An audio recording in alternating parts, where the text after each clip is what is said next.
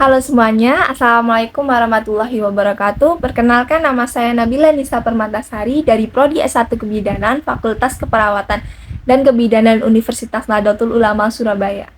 Saya di sini akan menjelaskan sedikit tentang organ sistem reproduksi pada wanita dan pria. Yang pertama ada sistem reproduksi pada wanita, yaitu adalah bagian tubuh yang membantu wanita atau orang yang ditetapkan sebagai wanita saat lahir. Selanjutnya, bagian-bagiannya ada di sini ya guys. Yang pertama ada uretra. Uretra adalah lubang tempat buang air kecil. Selanjutnya ada bagian dalam seperti vagina. Vagina adalah saluran otot yang menghubungkan leher rahim atau bagian bawah rahim dengan bagian luar tubuh.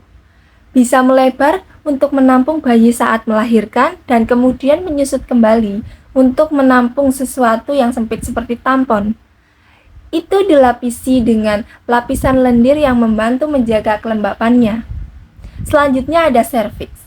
Serviks adalah bagian terendah dari rahim. Lubang ini di tengahnya memungkinkan sperma untuk masuk dan keluarnya darah menstruasi. Leher rahim. Leher rahim terbuka atau melebar untuk memungkinkan bayi keluar saat melahirkan melalui vagina, dan mencegah hal-hal seperti tampon hilang di dalam tubuh kita. Lalu rahim. Rahim adalah organ berongga berbentuk buah pir yang menampung janin selama kehamilan.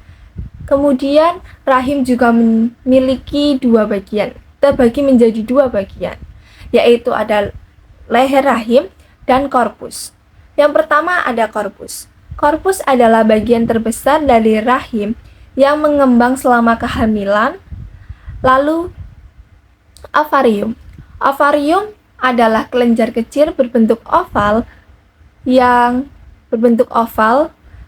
terletak di kedua sisi rahim. Ovarium menghasilkan sel telur dan hormon. Selanjutnya ada tuba falop.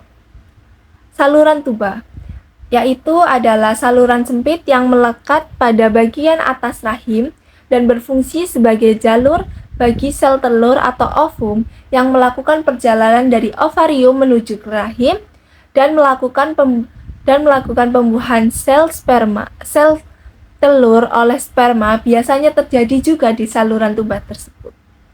Sel telur yang telah dibuahi kemudian berpindah ke rahim di mana ia ditanamkan ke dalam lapisan rahim.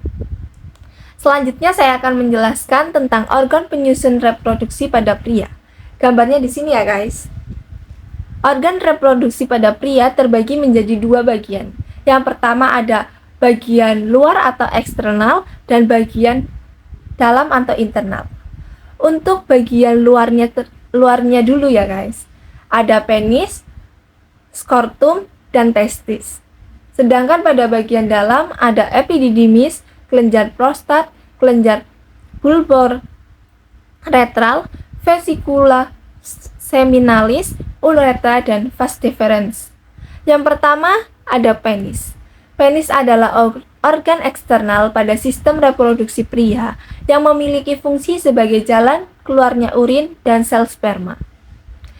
Nah guys, badan atau batang penis berbentuk silindris seperti spons dan pada saat normal memiliki tekstur lembek, sedangkan ketika mengalami ereksi akan mengeras akibat adanya darah yang mengisi corpus cavernosum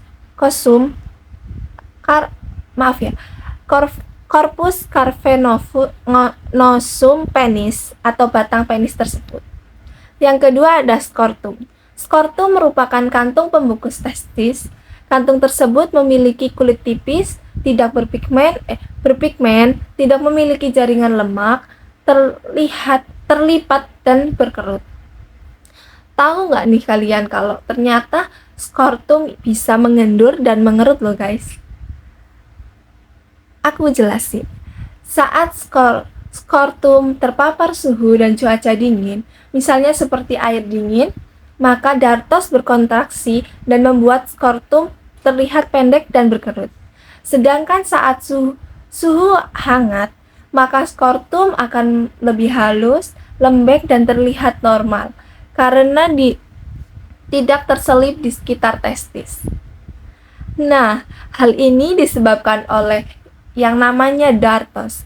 Dartos adalah lapisan otot yang tak sadar yang fungsinya untuk membatasi skortum kanan dan kiri, serta mengerutkan dan mengendurkan skortum. Kenapa sih ya guys, kok skortum bisa mengatur suhu dan untuk apa fungsinya?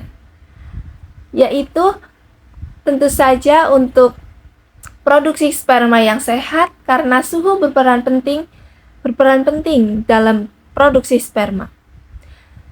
Selanjutnya ada testis kelenjar. Reproduksi pada laki-laki atau pria adalah sperma.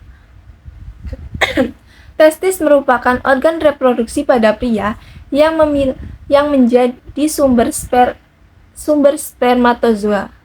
Ya, sel sperma pada pria diproduksi oleh testis loh guys. Selain itu, testis juga berperan penting dalam produksi hormon androgen dan testosteron yang merupakan hormon utama pada pria. Oh iya guys, hormon testosteron tersebut diproduksi oleh sel Leydig yang ada di testis. Testosteron ini menstimulasi kelenjar prostat dan vesicula seminalis. Selanjutnya ada bagian epididymis, merupakan organ yang berfungsi sebagai tempat menyimpan sementara sperma dari testis. Kemudian sperma yang belum matang akan dibawa menuju tabung vas deferens agar menjadi sperma yang matang. Vas deferens.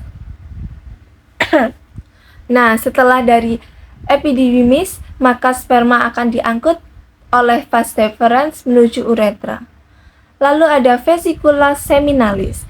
Cairan fruktosa ternyata dihasilkan oleh vesicula seminalis loh guys.